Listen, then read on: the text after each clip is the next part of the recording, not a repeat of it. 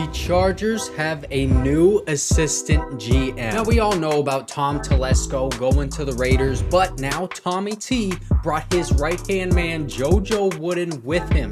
JoJo Wooden was the Chargers director of player personnel ever since 2013 when Tom Telesco was hired. So now the Raiders aren't just picking up all of our former players, but ever since they beat us by 50 freaking points, they looked at the two guys who built that team and said, yeah, I want those guys in charge of our roster. And I cannot wait to see how that works out for them. But meanwhile, Joe Hortiz has made his first big move in the front office by hiring Chad Alexander, who is the Jets director of player personnel. He is going to be the assistant general manager for us. And now you're probably thinking, oh my gosh, the Jets are a mess, so this guy can't draft players. I mean, what is Joe Hortiz thinking? But I actually really like this hire, and I think that you will too once you get to know him. So make sure to like and subscribe if you do enjoy this content, bro. It helps me out so much. And now let's start off from the beginning. Chad Alexander was raised by a 3-time Super Bowl champion and 2-time national champion assistant coach.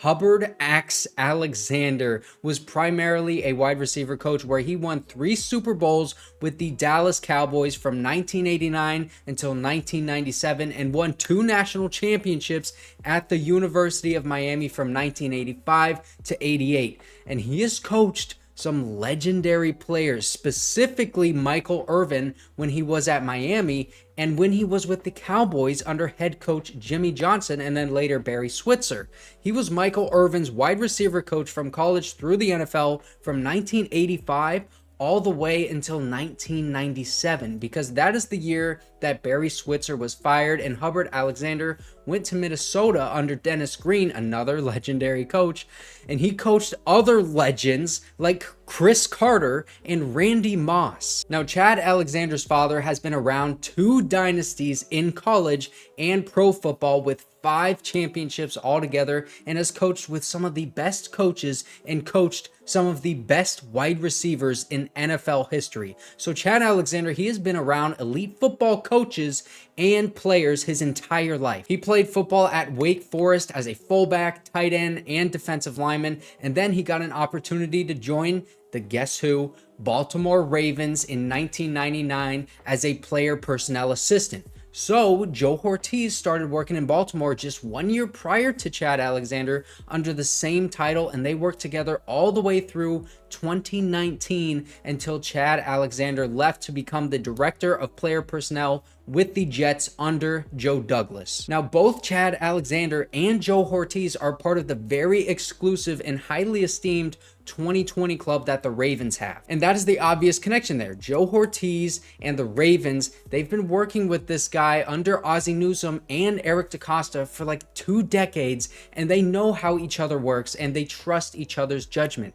The way that Ozzie Newsome ran things in Baltimore was a very collaborative effort where everyone could have their voices heard and they could each fight for a specific player or express their concerns about a specific player. And Joe Hortiz has said that that is the same environment that he wants to bring with the Chargers, and listen to Chad Alexander echo those same statements. One of the great things I thought about Ozzie was he was extremely focused on making it a group concept, making it a consensus, and he was also wise enough not to try to influence the room too much by giving his opinion on players necessarily, you know what I mean? And so by that way, I think we kind of stayed true to the process a lot of the time, and we got it right a lot of the time, which was great. It just gives you a lot of just creative freedom, you know, to be yourself and not try to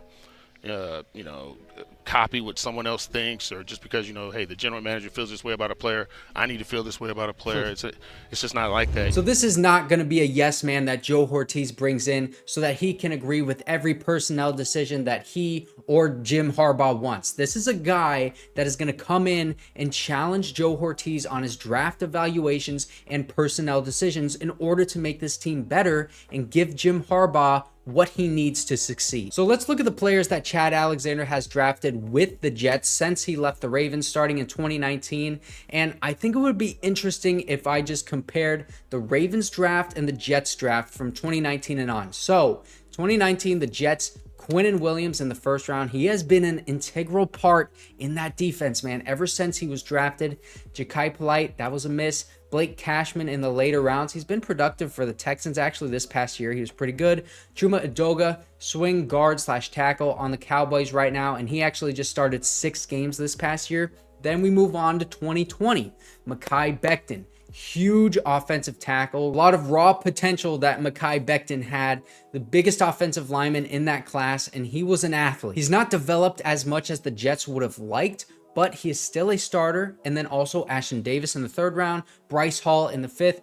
2 solid depth picks there in the defensive backfield, but then a big miss on Denzel Mims, the wide receiver in the 2nd round. Remember that one. Now, 2021, the obvious miss here, Zach Wilson in the 1st round. He's not going to be drafted a quarterback, so thank goodness. But look at Elijah Vera Tucker in the 1st as well, another offensive lineman. He has drafted 3 trench players in the 1st round so far out of the 4 possible picks, and that is something to make note of, especially considering the emphasis that Jim Harbaugh and Joe Hortiz are placing on the trenches, specifically that offensive line. But Elijah Moore, Michael Carter were 2 very talented skill position players that couldn't really stick around with the Jets for a long time. Elijah Moore had some, character issues, and then Michael Carter, he just kind of didn't really find his way in that backfield, but they both flashed a lot of talent in the NFL. Jamie Sherwood, Jason Pinnock, Hamza Nasir-Al-Din, all solid depth players in the backfield, which is something the Chargers could desperately use right now, is some depth pieces in that DB room. So it's looking pretty good so far. Couple misses, but some solid depth in the DB room, some big trench players on offense and defense. So now let's move on to 2022, where things start to take a little bit of a turn because Sauce Gardner and Garrett Wilson in the 1st round, those are 2 huge slam dunks. That was the rookie offense and defensive player of the years in the same draft for the same team, man. And then Jermaine Johnson also coming off of 7.5 sacks last year. Breece Hall, he's a dynamic running back. I mean, those first 4 picks, those are huge pivotal pieces on that team. And on top of that, they added Aaron Rodgers in free agency after this season. And that means that they quickly realized the error that they had in drafting Zach Wilson just those 2 years ago. He was still on that rookie contract, and they said, you know what?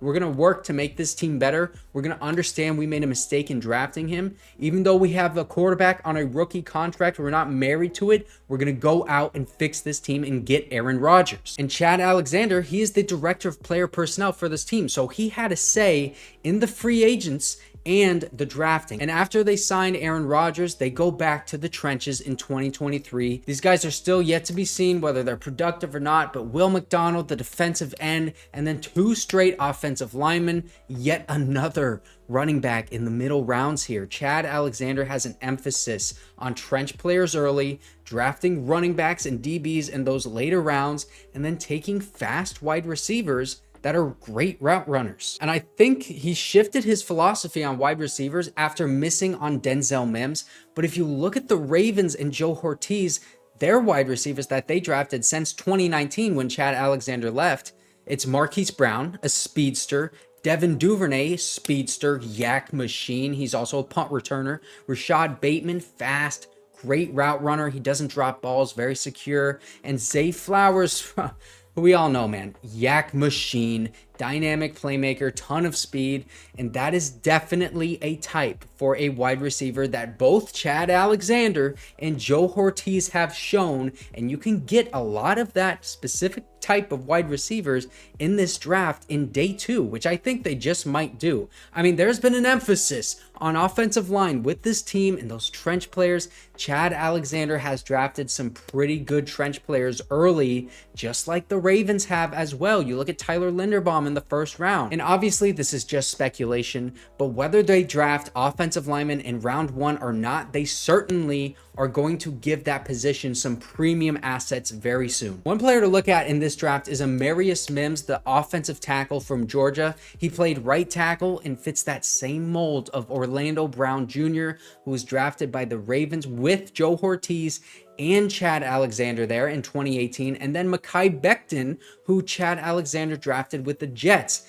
He is 6'7", 340 and needs some more development, but he is a nasty offensive lineman. It plays with the mentality that the Chargers want to have. And Benjamin Albright, he is an NFL insider. He predicted that the Chargers would trade down and draft this man. I mean, listen, obviously he is just giving his best educated guess. We're months out from the draft, but to me, this is some very good insight into what the Chargers' thought process is. And it checks out completely with the moves that they have been making and what I've been inferring from the moves that they have made. It might just be a trade down and then draft an offensive lineman, maybe Amarius Mims in the first round, or maybe even a cornerback in the first round. And I'll talk more about that in a different video because that's a whole nother interesting subject.